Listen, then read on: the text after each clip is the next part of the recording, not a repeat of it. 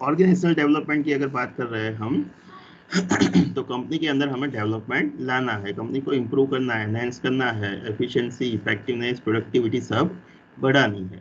तो उसके लिए क्या करना होगा कि भाई हमें being a manager we need to think about it कि भाई कंपनी के अंदर हम लोग कैसे काम कर रहे हैं, लोग एक दूसरे के साथ कैसे इंटरैक्ट कर रहे हैं, एक दूसरे के ऊपर ट्रस्ट, रिस्पेक्ट, वो सब है कि नहीं है, अच्छा हेल्दी वर्किंग एनवायरनमेंट है कि नहीं है।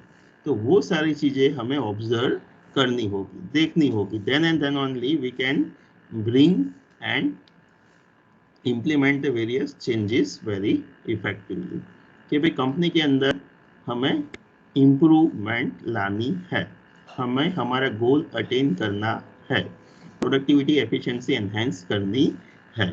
तो ये सारी चीज़ें हम कैसे करेंगे, उसके लिए कौन कौन सी मेथड्स, टेक्निक्स है, तो वो हम ओडी के अंदर देखने वाले हैं।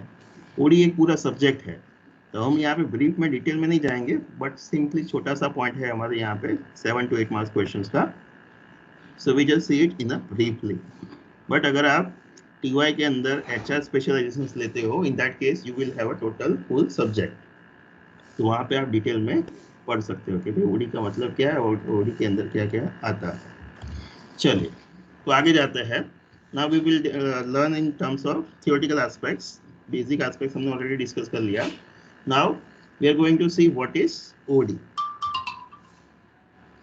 ऑर्गेनाइजेशनल डेवलपमेंट का मतलब क्या है? It's a collection of change methods that try to improve organization's effectiveness and employees well-being।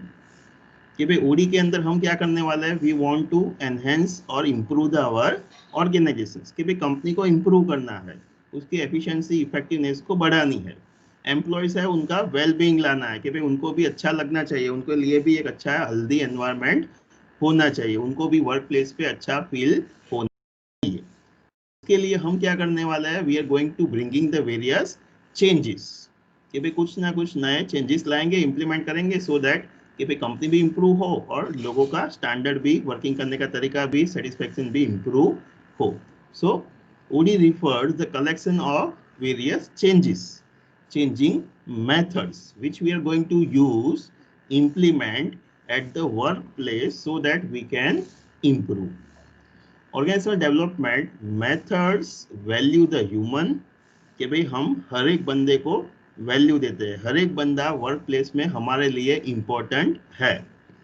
Then our focus is on organisational growth, कि भाई कंपनी का भी ग्रोथ होना चाहिए, हर एक बंदे की वैल्यू होनी चाहिए। अ कोलैबोरेटिव, कि भाई सब लोग साथ में मिलके एक दूसरे को सपोर्ट करने चाहिए। पार्टिसिपेटिव प्रोसेस, कि कोई भी प्रोसेस चल रही है, डिसीजन मेकिंग प्रोसेस चल रही है, तो उसके अंदर सबको हमें इन्वॉल्व करना चाहिए। चलो मेरा क्वेश्चन है, क्यों पार्टिसिपेटिव प्रोसेस क्यों होनी चाहिए? वर्क प्लेस पे कोई भी डिपार्टमेंट के अंदर अगर हम कोई डिसीजंस ले रहे हैं, तो हमें in that particular department we need to have the meeting, we will interact with each of the members and then we take a decisions। तो उससे क्या फायदा होगा?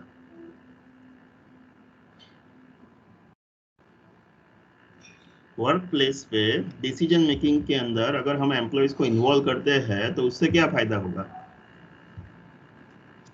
सर अगर एम्प्लॉय को हम इन्वॉल्व करेंगे डिसीजन मेकिंग में, तो उनको ऑर्गेनाइजेशन सिटीजनशिप का जो कॉन्सेप्ट है वो वैसा फील लगेगा कि होगा। ये मेरा हाँ, फैमिली है।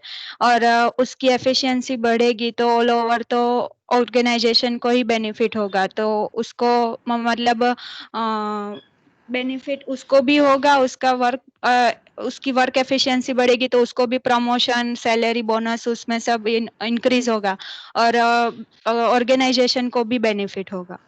Yes, very good, correct. कि भाई हमने देखा था कि भाई अगर हम डिसीजंस के अंदर लोगों को इन्वॉल्व करते हैं, तो now being a people, as and when you are involved in a decision making, you definitely will be motivated, inspired, encourage.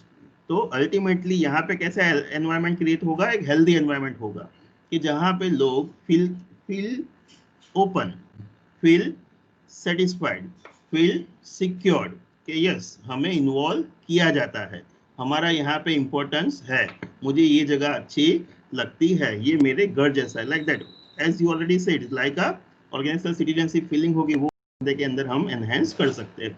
Same way अगर वो बंदा उसके अंदर इन्वॉल्व है तो वो डिसीजंस को इम्प्लीमेंट करने में भी वो अपना पूरा 100% देगा और सब लोग साथ में मिलके अच्छी तरह से उसको इम्प्लीमेंट करेंगे, कोई उसका अपोज नहीं करेगा।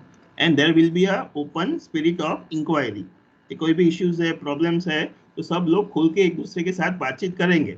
ऐसा नहीं होगा कि भाई उसको ऐसा नहीं लगेगा कि भाई मैंने ये सिली क्वेश्चंस पूछा तो बॉस मेरे बारे में क्या सोचेगा, मेरा सुपरवाइजर्स मेरे बारे में क्या सोचेगा, मेरे बाजू वाला जो क्लार्क है वो मेरे बारे में क्या सोचेगा, लाइक दैट। तो there will be a open environment, free environment, कि जहाँ पे कोई भी इवन छोटे से छोटा इश्यूज है, प्रॉब्लम्स है, तो एक एम्प्लॉय दूसरे एम्प्लॉय से इजीली बातचीत कर सकता है। वहाँ पे वो फील शाय नहीं करेगा, उसको ऐसा नहीं लगेगा कि यार कंप्यूटर में मेरे को प्रिंट करना नहीं आता है तो मैं बाजू वाले को पूछूंगा कि भाई मेरे को ये नहीं आता है, तू सिखा दो, तो वो कैसा सोचेगा मेरे बारे में, ऐसा नहीं होगा। वहां पे एक अच्छा हेल्दी एनवायरनमेंट हम क्रिएट करना चाहते हैं। So now the focus is on how the individuals makes the sense of their work environment, कि भाई वो लोग वर्क एनवायरनमेंट के बारे में क्या सोच रहे हैं, कैसा फील कर रहे हैं, उसके ऊपर हमारा फोकस यहाँ पे ओडी के अंदर हो रहा है। So the change agent take the lead in the OD, कि भाई हमें चेंज लाना है, इम्प्लीमेंट करना है, एक अच्छा एनवायरनमेंट बिल्डअप करना है, तो हमें डेफिनेटली कोई एक बंदा चाहिए जो लोगों को इंस्पायर, एनकरेज एंड मोटिवेट करेगा। तो ही और she will be known as a change agent, कि भाई वो कंपनी के अंदर, वो डिपार्टमेंट के अंदर कोई एक बंदा होगा जो लीड लेगा और लोगों को कन्विंस करेगा, ऑब्जर्व करेगा, देखेगा भाई क्या हो रहा है, कैसे हो रहा है और हमें इसके अंदर क्या चेंजेस करने चाहिए, सो दैट सभी लोग सेटिस्फाई हो। हमें अल्टीमेटली इंप्रूव होना है, ग्रोथ करना है, लोगों को सेटिस्फाई करना है, लोगों को अच्छा एम्प्लॉइज वेलबींग करना है। So there is a strong emphasise on the collaborations, के भी सब लोग साथ में मिलके काम करें, उसके ऊपर फोकस हमें देना